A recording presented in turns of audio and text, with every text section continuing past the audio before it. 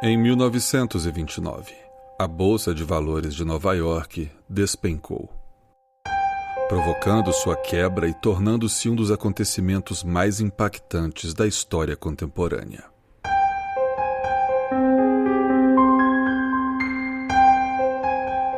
A quebra da Bolsa resultou na Grande Depressão, afetando vários países e sendo considerado o pior e mais longo período de recessão econômica do século XX, perdurando de 1929 até o fim da Segunda Guerra Mundial.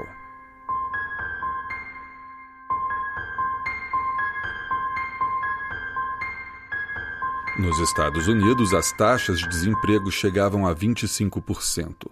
Outros 30% dos trabalhadores tiveram reduções em seus salários e muitos migraram de suas carreiras e profissões para trabalhos pesados e mal remunerados.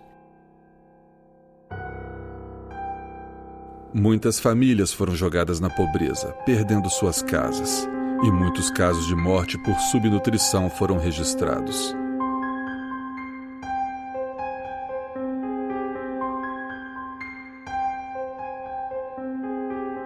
A criminalidade aumentava gradativamente, e nesse mundo surge um jovem chamado Clyde.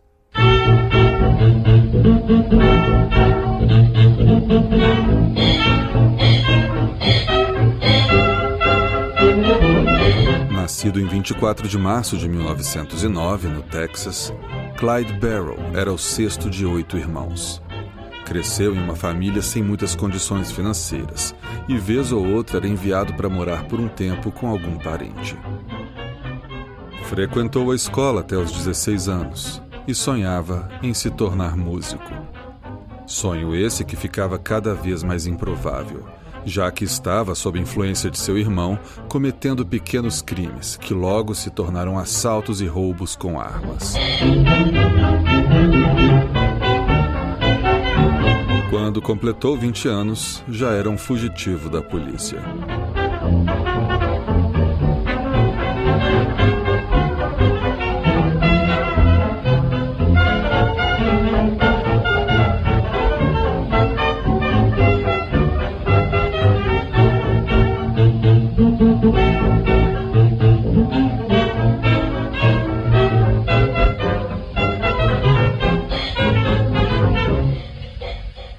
Em janeiro de 1930, Clyde foi visitar a casa de um amigo no Texas, que havia chamado outros amigos também.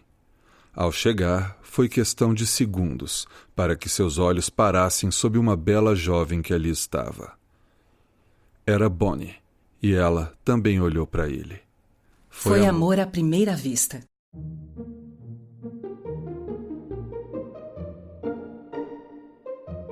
Bonnie Parker nasceu no Texas, no 1º de outubro de 1910. Tinha 2 irmãs e uma família que vivia razoavelmente confortável, até que seu pai morre e sua mãe leva todos os filhos para viverem com a avó.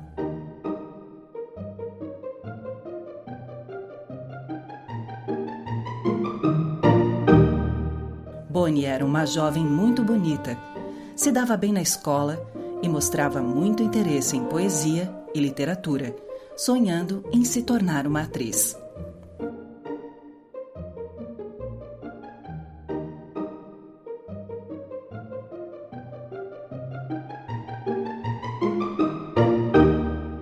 Ela se envolve romanticamente com um colega chamado Ray, e quando estava prestes a completar 16 anos, larga a escola para se casar com ele. Porém, o casamento não estava dando certo, e para piorar, Roy foi preso cometendo um assalto. Sem o marido, Bonnie tenta ganhar a vida como garçonete, o que se torna mais difícil quando chega a Grande Depressão. No ano seguinte, Bonnie, em visita à casa de um amigo, conhece um jovem o qual ela não conseguia tirar os olhos. Era Clyde.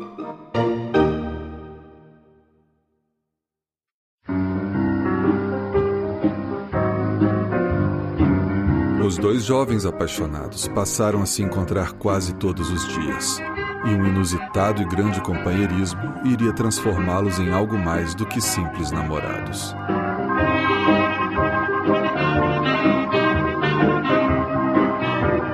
Algumas semanas depois, Clyde foi preso e sentenciado a 2 anos de prisão pelos crimes cometidos anteriormente. Mas Bonnie, devastada, não permitiria tirarem Clyde dela. Pouco tempo depois, ela foi visitá-lo na cadeia, levando secretamente uma arma, a qual conseguiu entregar ao namorado. Usando a arma, Clyde escapa da cadeia.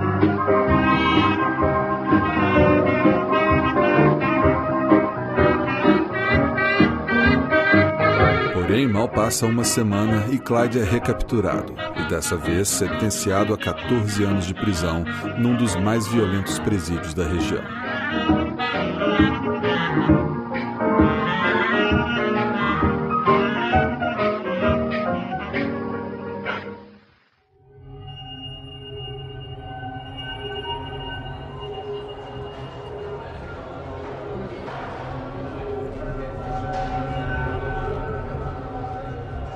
Passados 2 anos, a vida naquele presídio estava insuportável para Clyde.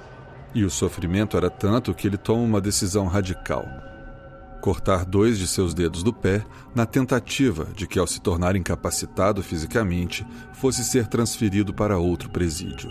Mas, para seu azar, o pedido foi negado.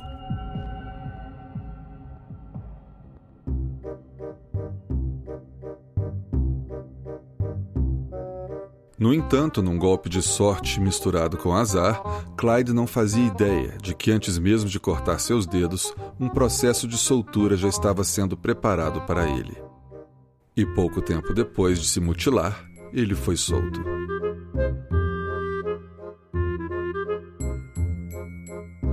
Após a experiência naquele terrível presídio, Clyde concluiu que preferiria morrer a voltar para lá, decidindo levar uma vida honesta a partir de então. Porém, era a Grande Depressão e vagas de trabalho na vida honesta estavam em falta.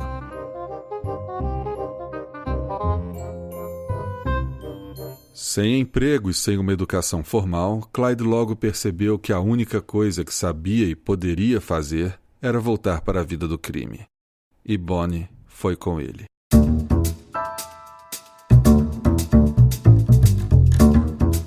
Clyde, junto com seu grupo, conhecido como a Gangue Barrel, que era composta por, dentre outros, o irmão e cunhada de Clyde, planejaram um assalto a uma loja. A função de Bonnie era ficar no carro de fuga, mas foi justamente ela que fora presa no assalto. Contudo, apesar de estar no carro do grupo, não havia provas de que ela estivesse participando do assalto, e logo fora solta. Ela descobre que, enquanto estava na cadeia, o grupo havia cometido um outro assalto, onde algo deu errado, e o dono da loja roubada fora alvejado e morto. O grupo agora era procurado por algo muito maior do que roubo.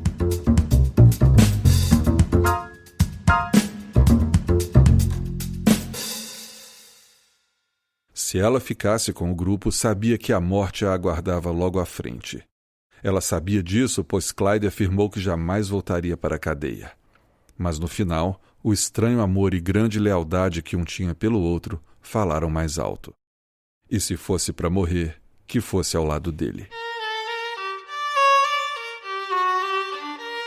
A Gangue Barrel começa a praticar crimes em vários estados nos 2 anos seguintes. Cometiam crimes perto das fronteiras dos estados como forma de fuga, já que na época a polícia de um estado não podia cruzar a fronteira para outro estado.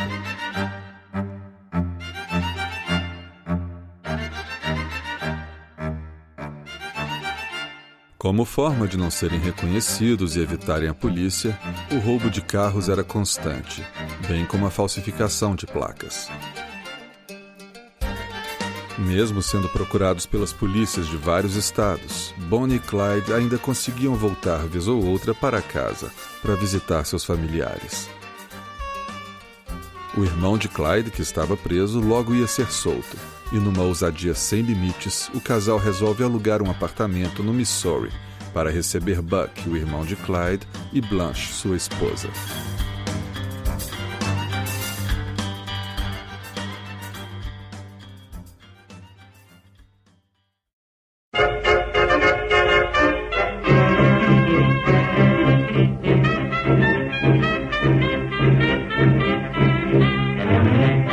Foram 2 semanas de descontração para a gangue no apartamento. Cozinharam, jogaram baralho e dançaram.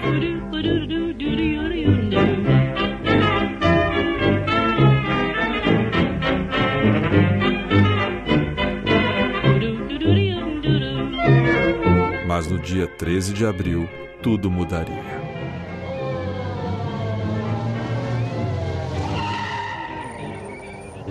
Clyde percebeu 2 carros de polícia parando na porta do prédio, dando início a um tiroteio.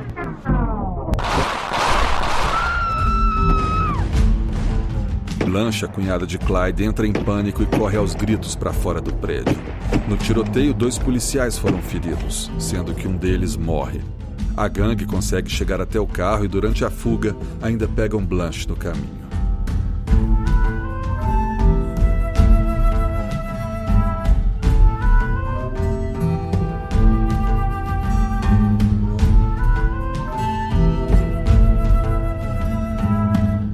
Com um policial morto, a situação da gangue piorava. E apesar de a polícia não ter conseguido prendê-los, o que foi deixado no apartamento fora de grande valia para os investigadores e também para os jornais. Dentre vários itens pessoais, um poema de Bonnie foi encontrado e vários rolos de fotos, que mostravam a gangue e principalmente Bonnie e Clyde juntos, em várias fotos, segurando armas e outras em diversas poses e lugares. Os procurados agora tinham rostos, e não só isso, tinham também uma história que rapidamente os jornais exploraram. Bonnie e Clyde eram agora bandidos conhecidos por todos e procurados por toda a parte.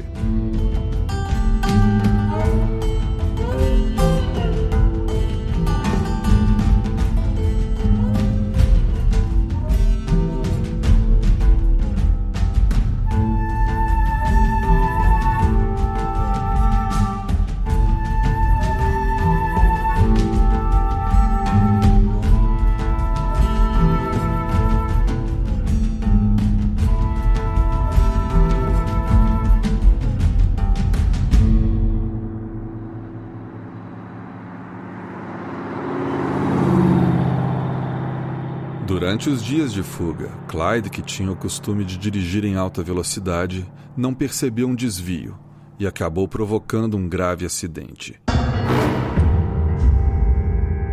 Bonnie teve dificuldades de sair do carro e Clyde precisou pedir ajuda a 2 fazendeiros para salvá-la. O ácido da bateria espirrou por toda a perna de Bonnie e ela ficou gravemente ferida. Sem poder levá-la ao hospital, Clyde pediu ajuda a todos que conhecia.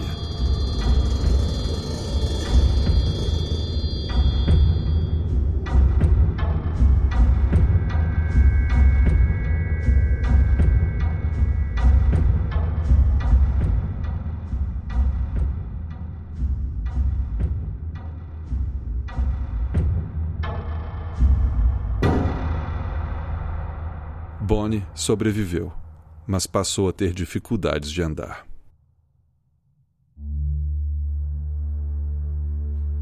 Um mês após o acidente, a gangue Barrow chegou nas proximidades de Plate City, no Missouri. Estavam Bonnie, Clyde, Buck, o irmão de Clyde, Blanche, sua esposa, e W.D. Jones. Ali alugaram 2 chalés no Red Crown Tavern. Era 19 de julho de 1933 e alguém bate na porta num dos chalés. Blanche responde dizendo que já abriria, só iria acabar de se vestir. Mas a gangue já tinha visto que era a polícia, e a resposta de Blanche deu tempo para que Clyde pegasse seu rifle automático e começasse a atirar.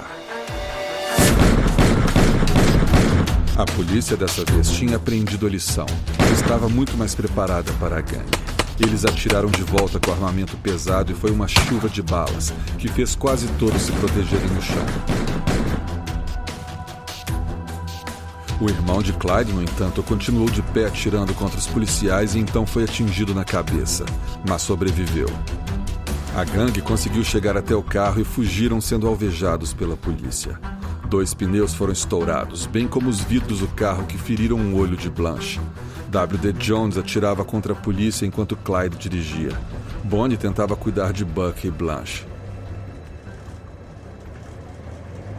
Mesmo com os pneus e vidros estourados, Clyde dirigiu por toda a noite, parando poucas vezes para trocar os pneus e os curativos.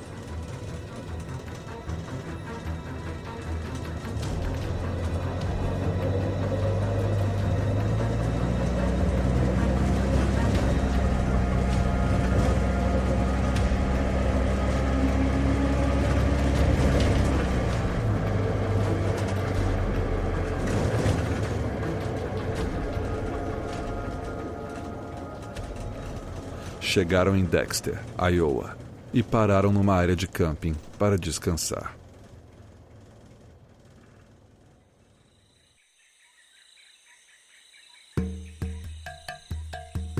Mas os restos de curativos trocados chamaram a atenção de um fazendeiro da região, que alertou a polícia, que rapidamente juntou uma força de mais de 100 homens e iniciaram um cerco ao local onde a gangue descansava. Era a manhã de 24 de julho de 1933.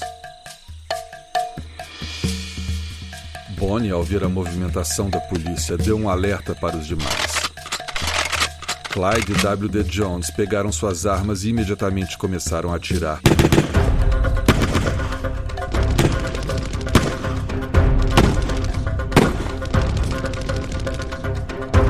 Mas eram muito poucos em comparação à enorme força policial que os cercava. Buck, que também atirava sem parar, foi atingido por inúmeras balas, e sua esposa ficou ao seu lado enquanto o resto da gangue tentava fugir. Clyde conseguiu entrar em um carro, mas foi atingido no braço e bateu em uma árvore. Junto com W.D. Jones e Bonnie, Clyde então cruzou o rio enquanto foi alvejado mais 3 vezes, mas por algum milagre os 3 conseguiram fugir. Todos os 3 feridos, mas vivos, e roubaram outro carro para continuar a fuga.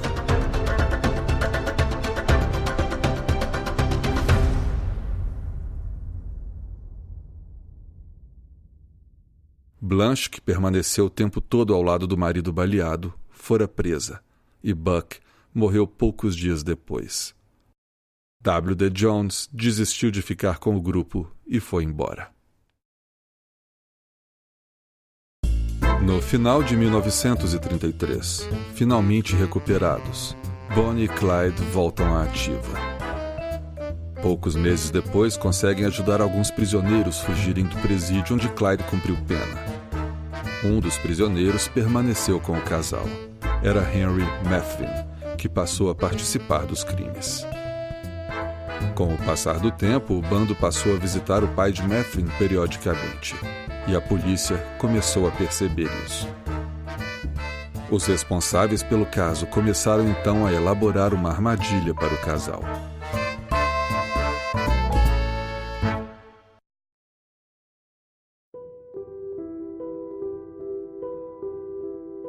Muitos dizem que fora o pai de Henry Methvin que fez um acordo com a polícia em troca de pouparem seu filho. O fato é que os policiais sabiam exatamente quando Bonnie e Clyde estavam a caminho da casa do pai de Henry, talvez para encontrá-lo, já que ele havia se separado do grupo. A armadilha estava pronta. Os policiais usaram um dos caminhões do pai de Henry para simular que ele estava com problemas na beira da Highway 154, na expectativa de que Clyde parasse para ajudar.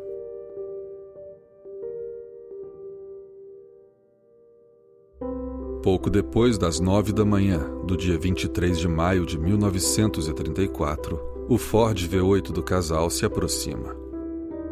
Clyde reduziu a velocidade para ver o que estava acontecendo, mas já era tarde demais.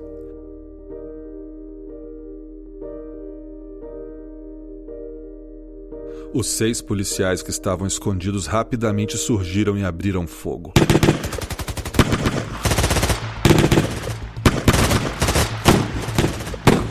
Mais de 130 balas acertaram o carro.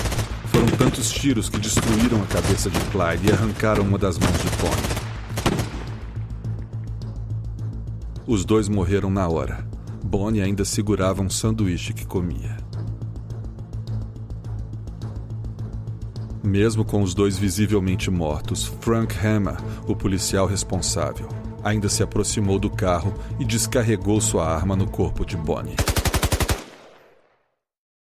Era o fim de Bonnie e Clyde. Mas era o início da lenda do casal de criminosos que se tornaram mundialmente famosos.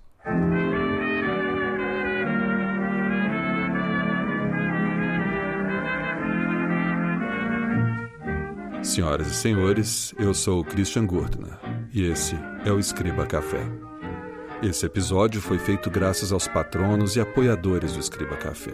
Seja um apoiador também e ajude a diminuir o tempo entre um episódio e outro. Basta acessar escriba.café. Exatamente assim, não tem .com, escriba.café. O link está no post.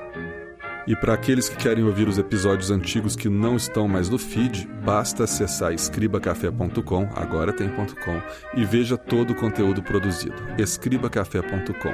Lá também está o post desse e dos outros episódios com links e ficha técnica, e até a transcrição. A todos que me ouvem, o meu muito obrigado, um grande abraço e fiquem em paz.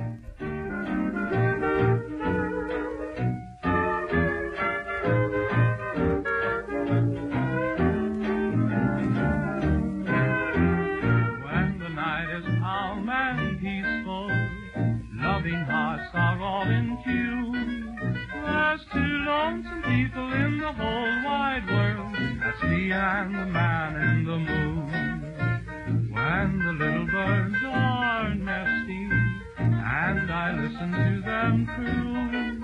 There's two lonesome people in the whole wide world. That's me and the man in the moon. Just before I'm counting sheep, through my window he comes to peep, and with each other we're sympathizing, looking at the happy sweethearts while they sit around and spoon. There's two lonesome people in the whole wide world. That's me and the man in the moon.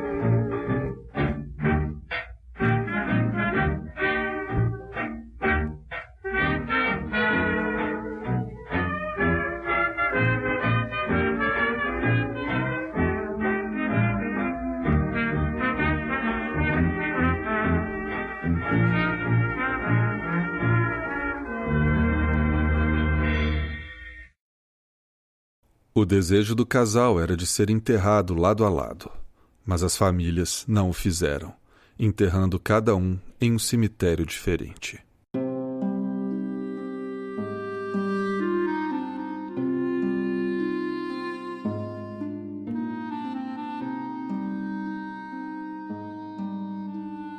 My mistress' eyes are nothing like the sun. Coral is far more red than her lips red. If snow be white than her breasts are done. If hairs be wires, black wires grow on her head. I have seen roses, damask red and white, but no such roses see I in her cheeks. And in some perfumes is there more delight than in the breath that from my mistress reeks. I love to hear her speak, yet well I know that music hath a far more pleasant sound. I grant I never saw a goddess go, my mistress when she walks treads on the ground. And yet, by heaven, I think my lover's hair as any she belied with false compare.